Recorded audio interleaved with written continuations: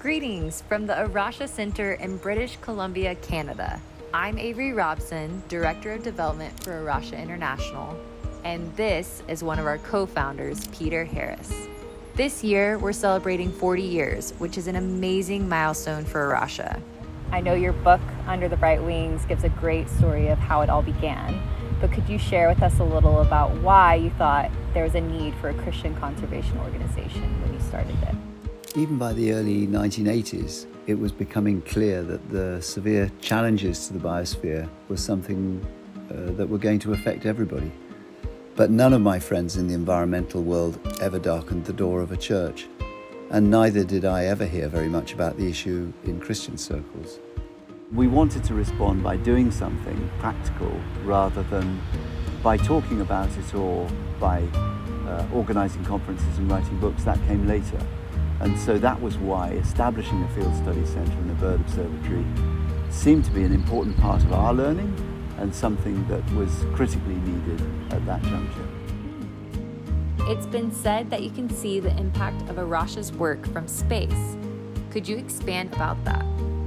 I think with conservation now, we're realising that we have to work at the landscape level if we're going to have anything like the impact we need. The situation is critical, it's urgent, and only by transforming landscapes and by bringing in financing mechanisms do we get to see real change.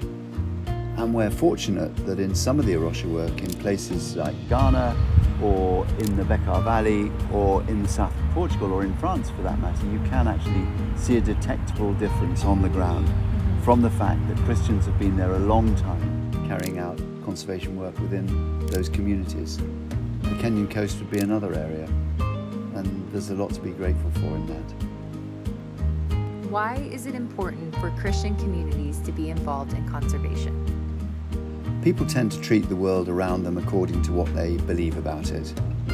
And what we spent some time and money on was mapping how Christians were present in some of the most biodiverse and critically threatened areas of the world. And so if those Christians don't have a biblical understanding of their responsibility to the Creator God to care for it, then the whole world has a problem. But on the other hand, if they do, then that involvement is extraordinarily strategic. And that's particularly true in the global south, where much of the world's biodiversity is concentrated. Is there a specific story or highlight that you could share from the last 40 years of A Rocha? Well, you can imagine that in 40 years there are many, and I'm going to cheat and have two. The first one would be that the Alvor estuary remains a functioning ecosystem after 40 years, and that itself is really a miracle and an extraordinary testimony to the sheer endurance of A Rocha people on the site for all that time. We have a way to go to restore it to its full functioning ecosystem glory, but it's still wonderful. But out of the other stories, I think often one that gives me inspiration is the way that the Arabuko Sokoke forest in Kenya has been protected while at the same time generating school fees for people who desperately need secondary education, and the way the local community has come round and got behind that project. And to be with Muslim community leaders there who are just thanking us to our face and saying what it has done for their whole community to provide those fees and to see the forest survive is something I will never forget.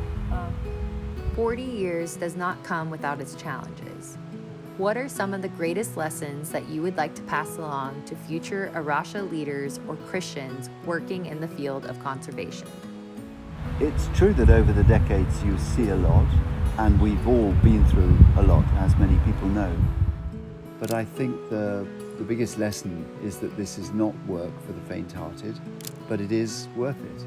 It's very good work, it can be done in community, and we're doing it with the Spirit of God as the wind in our sails.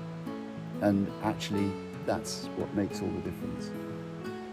So we're facing challenging times with climate change, biodiversity loss, and poverty. What brings you hope with the work that A Rocha is doing? Well, places like this give me hope. I mean, the way that in a relatively short time we've seen this vision for Christians as people who really care for God's creation spread all around the world so rapidly, actually, and with such strong effects, in some cases gives me tremendous hope. And now I think the way that this message is mainstreaming beyond the traditional environmental community to those involved in the arts and in business, in homemaking, in food provision, in all of these things, farming and fishing, I think that gives me tremendous hope. And it does need to change fast, but it is changing fast. And finally, we're doing this because it's the right thing to do. And we have to leave the consequences with our Creator God. Avery and I and many others want to thank all of those who've been watching today for the way they've supported A Rocha so faithfully, and in many cases over decades as well.